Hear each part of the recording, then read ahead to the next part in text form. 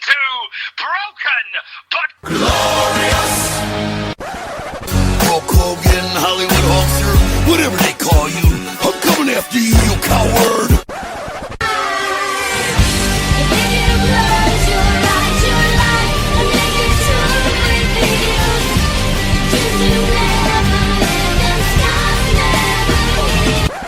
Delete! Delete! Delete! Delete! Delete! Delete! Delete! Delete! Delete! Hello and welcome to Broken But Glorious. I'm Chris Lappin. I'm delighted to be joined on the line by a man who stands at 1,676mm and weighs in over 76,000 grams. He's the henchest man in British wrestling, Big Joe. How's it going, Joe? That's exactly right, yeah, you got him, numbers good there. Very good. Yeah, I'm good, mate. You okay? Yeah, I'm brilliant, thank you. Good. I copied them straight from your Twitter, so I couldn't make them. Yeah, no worries. Everyone needs to know. Yeah. Alright, so before we get into your career, I just want to know a bit about your fandom. So how long have you been a wrestling fan? Well, probably since I was about 9, 10, maybe even earlier than that, actually. Yeah. It's probably been about 14 years, maybe now, yeah. Like I say, I used to run back home after a swimming lesson on a Saturday morning and try and get SmackDown on as soon as I could. Yeah, definitely. Watch all the SmackDown 6, like Eddie Guerrero, Chavo, Benoit, Angle, Rey Mysterio, and Edge, just because it was just mind blowing the stuff they were doing, and the storylines were really invested. I was really invested in the storylines, as well as obviously with all the characters and things like that. It was just for fast paced matches, especially for SmackDown as well. It was mint. I was like, I need more of this. Definitely. So who was your favourite wrestler growing up? I'd say Chris Jericho, because he was just so charismatic, and you see that now with how he's built over the years and things like that. And but yeah, just the way he was, and I've said it in that magazine, the Factory magazine, and it's just the fact of I didn't hate him, but I hated his character. I was like, he can't be doing this to when he wrestled Shawn Michaels at Mania 19. I was like, you can't be beating up Shawn Michaels. That's Shawn Michaels. What are you doing to him? And I was just really invested. And it's just how charismatic and the way he'd the fans would boo him and things like that as well. And plus, when he was a face as well, all the fans got behind him. It was just awesome stuff. I can see similarities. Can't say it. Similarities. in the way you do promos compared to an early Jericho. Yeah, I try and take obviously lines from the gym and influence through pro wrestling, but I feel the way he kind of just completely zones into his character has been a big help for me. Yeah. But yeah, and then also Rey Mysterio, because that may seem like I sound very big, but I'm actually not that tall. So, but I mean, the likes of Rey Mysterio, Spike Dudley and all them lot, even Nunzio and people like that, the whole cruiserweights. Yeah. They were doing all these fast-paced matches, and it shows that somebody being only 5 foot can do this. I can make a name for myself. I can hang in there with guys, because obviously when it was then, it was all the 6'5", 250 plus pound guys that were the main event guys. And when it got to 2006, when Mysterio got given that triple threat in the Rumble, and he was in that triple threat match with Randy Orton and Kurt Angle for the title, it was I was well, if he can do it, surely that gives somebody like me, not being very tall, an opportunity to just get my head down and crack on and see if I can do it as well. Yes, what actually prompted you to don the tights and get into the ring? Well, let's say that, and then when I got to about 19, I was like, I'm gonna have to give this a go. Yeah. Because I'm trained. I've got a degree in theatre performance practice and all that, and I've done drama my whole life, and I've done various different plays and different shows, etc. But obviously, always the show that I've wanted to do, and I've always wanted to be a part of, is pro wrestling. Yeah. So at 19, I was like, you know what? I'm going to have to give this a go. I looked online, saw Grand Pro Wrestling, and they had an induction day, and I was signed up, paid my money, and then never stopped since. Is that Wigan Grand Pro? Well, they train in Manchester. They actually they've done a merge with Wrestle Pro, which is now Pinfall, and they do. They're merged together, and they're at Salford Lifestyle Centres, where the training school is. Oh yeah.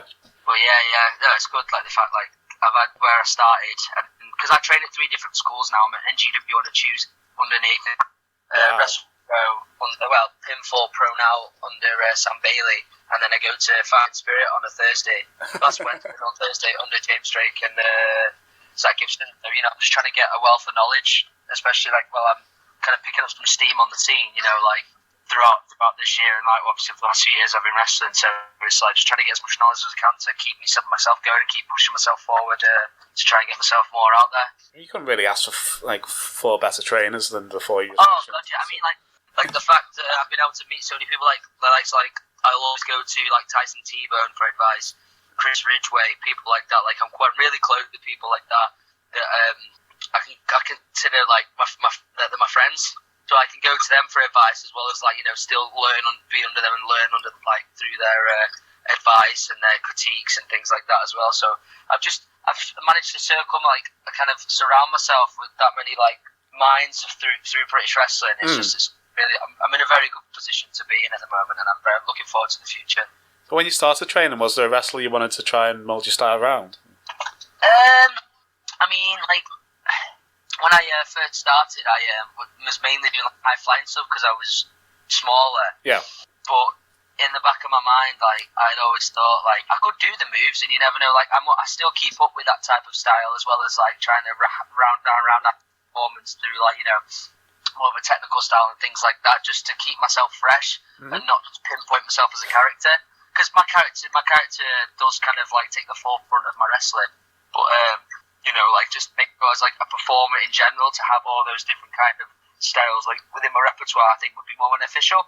But as the character started to form, I feel like obviously like this Jim influenced very like heavily, but like the likes of like Crash Holly, I can see that. This kind of like small guy who thought he was a big guy. The stuff he was doing, you know, he'd bring like a massive scale out with him on his entrance and things like that. Always set to £400 or something. So yeah, exactly. But you know, yeah, just little things like that. Like I'll take from that and be like, you know, that makes sense, you know, and that can really help my character. And just like how it looked like he was having like such fun. And I'm like with my character, I enjoy it so much. You know, like I've done it for debuted a couple of years back, maybe 3 years back now. But yeah, like it's not like slipped down like, oh, I'm sick of this character or anything. Like I've been able to, you know, if I'm debuting in a new place, it's fresh. It's like, oh, I can reintroduce myself. You know, I can mould myself in certain situations depending on the audience. Like if I'm a TNT, it can be like 15 to 18 plus crowd. Yeah. You know, mould that character towards that, be more with it, or with a family friendly, you know, having more like my, you know, different style within my character there, you know. So yeah, just it's good to see where it can go for now, you know. Like, and it's got so much legs. Like I'm very fortunate to be in the position I'm in with it. I feel. Yeah, so take us back to your first match. What do you remember about it? In the hindsight, was it any good, or what was your opinion on it? Yeah, I mean, like I first wrestled at Grand Pro, and it was in, and it was me. It was me. 6-man tag. It was me and the other bad lads, Mickey Barnes and Brill. Yeah. And we were taking on Jimmy Jackson, Wahoo Thunderfoot, and who was the other person? Oh, I feel so bad now. But anyway, there's another person in there as well. But it seemed to get over. It seemed to, like I say, get over. It wouldn't be. I mean, it seemed to get good reactions. Okay. Yeah. And I was like, you know, I did bits of like the big man thing, and people were like, oh, is he actually big? And then it got shut down where I was trying to be big, and I clearly wasn't, and things like that. But yeah. So like from the get go, like it seemed to be like kind of, you know, people understood it and people got like behind it in the sense of like, you know, they really wanted to see me get like battered and get my comeuppance. Yeah. And then obviously the chants started, and then even when I go to new places, like the chants still seem to follow, so I can't get away from them. So, but yeah, no, it was a really good experience to be in there, and obviously, like I've been trained originally at Grand Pro, like I had experience with all those guys in there anyway. So yeah, but then from there, like at Grand Pro especially, like I got to work with like Ashton Smith really early on, Mike Kirby really early on, and people like that. So I got a chance to, you know, like kind of be in there with guys that have known it for so long, and who are now obviously, you know, World of Sport, one's an NXT superstar, you know. So it's like I was up from the get-go, was kind of thrown in there with people that would really benefit my career, and I feel like as I progressed in my career, like that's happened even more and more. I'm really fortunate. Yeah, I'm fortunate to be in the position I'm in. Yeah. So do you really prefer to work heel? Yeah, I mean, like I feel like organically, if I'm going to be a face, I feel like if I'm heel for so long at somewhere, and then it starts to turn me face like that way, then I feel like I'd have more legs with it. I mean, I've worked face at various few different places, and I just changed my character up to get different responses. Like, if I'm doing, like, the big man kind of gimmick there, I'd be like, oh, I am strong. Yeah. Use the protein shake as kind of like, it's like Undertaker's urn or something like that, you know. What else thing, like Popeye thing, where you drink it? Yeah, exactly. Like, and it kind of gives me power, yeah, exactly. You know, and that could still work as heel as well, but I mean, like, yeah, that's what I used to get the audience behind me. Yeah. But, I mean, like, I'm just having such fun. Like, I do enjoy working heel. I enjoy getting the audience riled up, you know, and especially when I finally get, like, hit in the face or get a move done on me, get my comeuppance, and they come up for it even more, and they enjoy my pain, essentially. Yeah.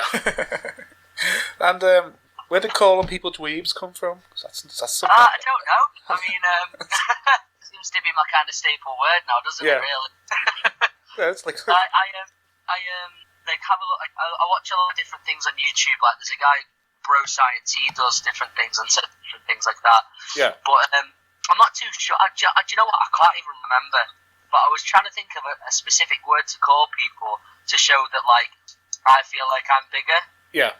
I do say different things, but, like, the dweeb just kind of came out, and then I was like, hang on a minute, so that seems alright. And then they said it again, and said it again. Just a natural thing that comes out before I can even stop that name dweeb. So it's very and it's saying yeah as well. Like, with my gimmick, I'll be like, yeah, I'm going to do this, yeah, and then they'll kind of be like, yeah, behind me, and I'll be like, what? I didn't realise I actually said it. Yeah. I only realised it until my family started saying it to me. I was like, oh, okay, right. I do say this a lot. So let's just run with it and go with it. So the dweeb and the yeah, kind of, they are staples of my, it kind of helps me kind of just flow with a promo as well. So say if I'm like, you know, it might be like a specific, you know, promotion or something, like, it brings up the promo and it kind of like helps my character flow through it. Yeah. And then, you know, to make it as successful as a promo as I want it to be. And, you know, like, it just helps me do a better promo for whatever I'm doing. So, and I enjoy saying it because people laugh at it as well, because it's not like a word where I'm like, oh, I'm so offended. It's you know, it's one of them where you can laugh at it, but then, you know that I'm calling you a smaller person than me. Yeah. So, yeah. Yeah, it's something I hadn't heard for about 20 years. I was like, this time, no, it was the Rumble last year, the Island Rumble, was the first time I saw you. So. Oh, yeah. Cool. So you've wrestled the likes of like Lana Oxen, Alexa Falcon. Is intergender wrestling something you enjoy? Oh yeah, I mean, like, I wrestle, like, you know, like, I've wrestled Lana, wrestled Alexis, and then I'm sure I've wrestled a few of the other girls in wrestling. But yeah, intergender wrestling, like, I'm all for it. Like, yeah, it gives me more opportunity to wrestle a lot more performers within the British scene. Yeah. And, you know, like, and two, they're just, you know, as athletically gifted and as, you know, as strong and all that stuff as, say, some of the lads in wrestling.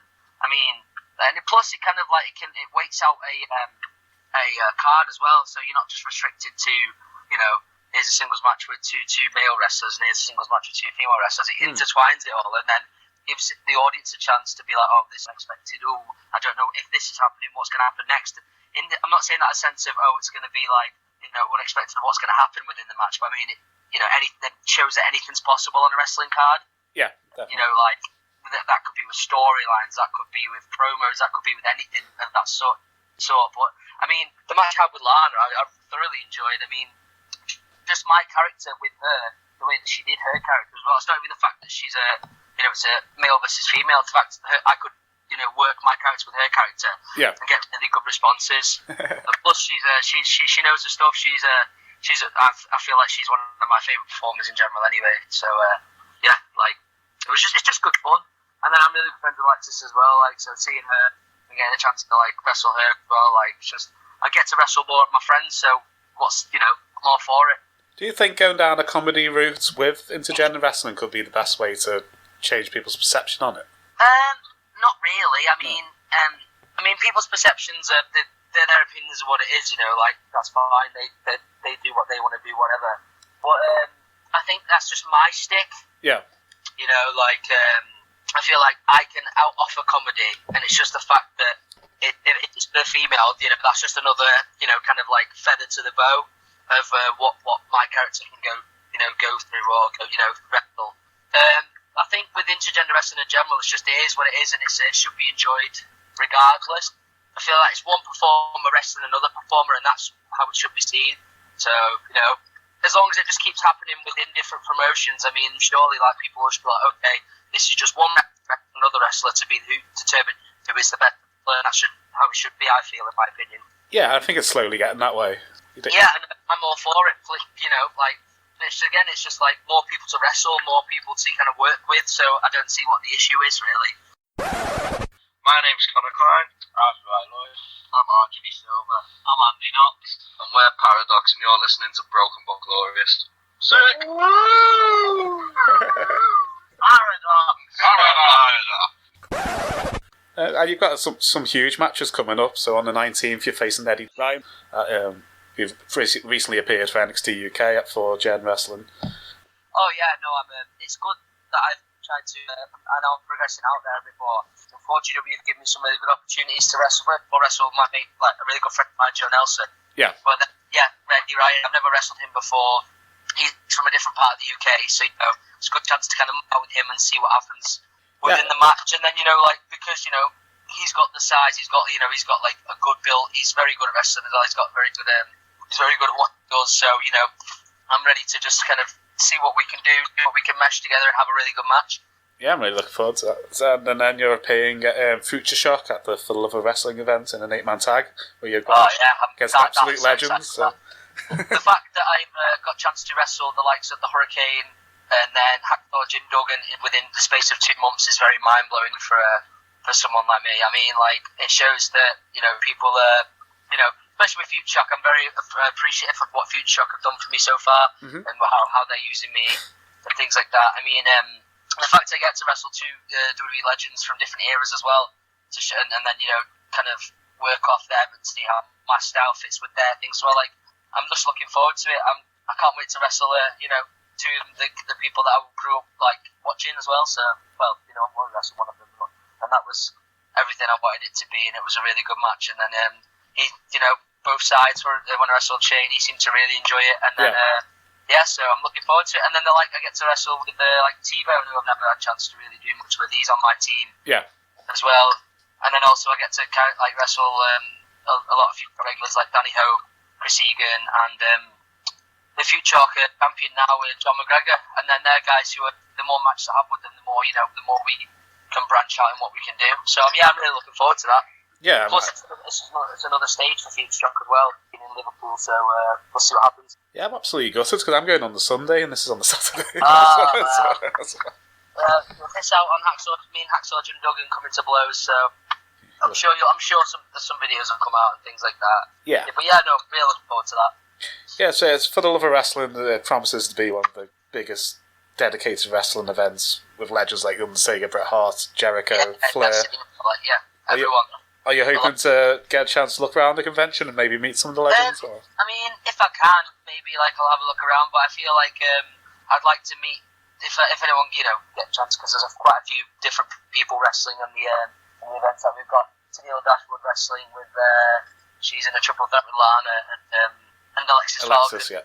So you never know who's going to end up being on the show. But you never know, if I get a chance, I might do, but it's now at the point where I want to be able to, speak to people or meet people on a work basis, if you understand. Yeah. You know what I mean? Yeah, definitely. Yeah, so, we'll see what happens anyway. But yeah, if it happens, cool, I'm looking forward to it.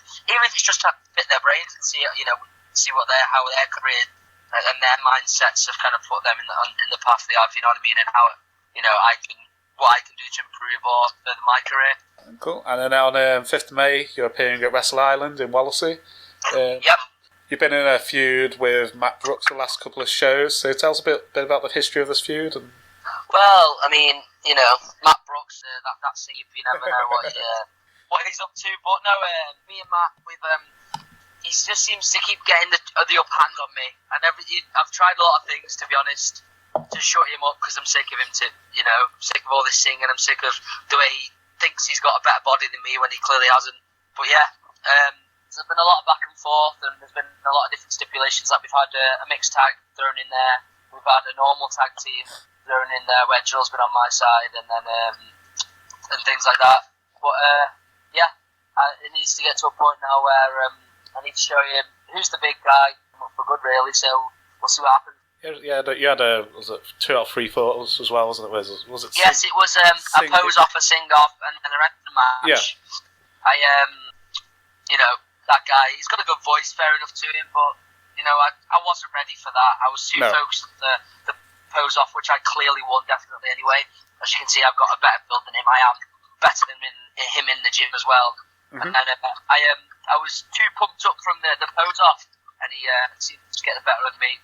And I slipped, and then somehow he got he hit his finisher on me, and then he seemed to win that 2 out of 3 falls. But he got lucky, like I said. So we'll see what happens coming May, and then I feel like I'm going to shut him up. But yeah. And you're hoping to get possibly into like the power briefcase type of realm, or maybe go up to the titles? Or... yeah, I mean, if that chance comes up, definitely. I mean, Lucas Steele is a great performer, and he's done a lot of good things with the different companies he wrestles for. And I've had a chance to get in there with him as well. Yeah.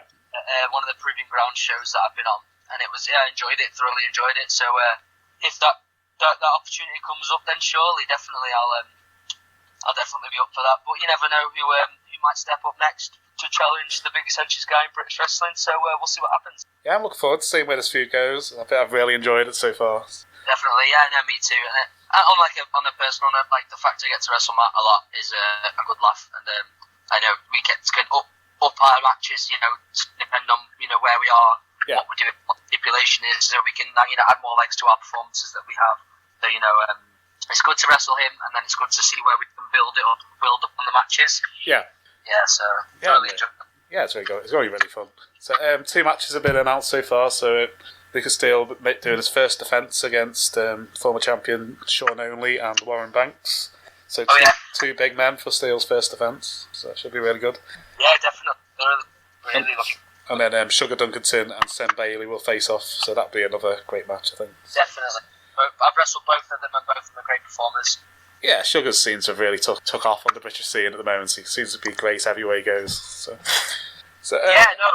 Sugar's. I've got the chance to wrestle Sugar at Feud Shock, and we had a really good match. And as Sugar himself, he's a really nice guy, and he's a really great performer. So I'm glad he's got a chance to kind of build a name up over here, and he enjoys it over here as well. Yeah, I got to interview him just a couple of weeks before he's made his first his tour over. Proper stand-up guy, really enjoyed it. Yeah, in the locker room as well, he's just a really, really nice guy to be around. Yeah, and there's been another few names have been. A few friends of the show have been announced for. So we've got Alexis Falcon, Cameron Salas, and Paradox. So it all promises to be a brilliant show. So. Oh yeah, no, looking forward to it, me definitely. Yeah, so what's some of the best advice you could give to somebody starting off in the business? Well, honestly, even though I've done it for a couple of years now, about 3-4 years on actual shows, I shouldn't really be giving, I still feel like I should be giving advice because I'm trying to take it in myself, really. But from what the experience I've had so far is just go to a reputable school, make sure you're fully ready before you start to start on shows. Yeah. It took me 2.5 years before I even started the show, and then even then I was like, right, I am ready. I feel like I am ready, but there's still so much to learn. But there's always going to be much to learn within wrestling anyway, because it's constantly expanding business. Yeah, definitely. But go to a reputable school. Keep your head down, keep grinding, keep working hard. Listen to your trainers, get other advice. Just try and reputable people within the business. Work hard and find something that is unique as well. I feel like with my character being very different from everything else going on, and me maybe having the drama background and being very able to get into that character's mindset, that set me apart from everyone else. Because everyone will have their own niche, but you don't want to be doing the same thing as someone else. So if you've got something else that you can offer differently to a promoter, definitely do that, work on that, and then you'll hopefully be able to expand yourself more within the British scene. Yeah, so apart from the ones with highlighters, is there anywhere else people can see you in the near future? In the near future, I will have it now. Just check my calendar to make sure I've got the correct dates. I'm on 4GW, but I've been on the camp run with 4GW anyway. Yeah. I will be at TNT May. I'll be at TNT Ignition on the 2nd of May. We've got Wrestle Island. There's a few different places waiting to be announced. That you never know where I'll pop up. There's a GPW show on the 18th of May as well. This is 19th of May, where I'm issuing an open challenge. So if you keep an eye on me. There's a few different debuts that I'll yet to announce yet that I will be happening as well. So if you want to know, keep your eyes open. You'll see my Facebook. So do you want to promote your social media before we go? Yeah, awesome. Yeah, Twitter is at Benchmark Big Joe. Instagram is at Benchmark Big Guns Joe. If you want to get in touch with me via email, it's at benchmarkbigjoe@gmail.com. And yeah, call me a dweeb and I'll tell you to shut up. It'd be great. Yeah, I'll put all the links in the description below the interview. So I've really enjoyed speaking today. I'd love to have you on again in the future. Yeah.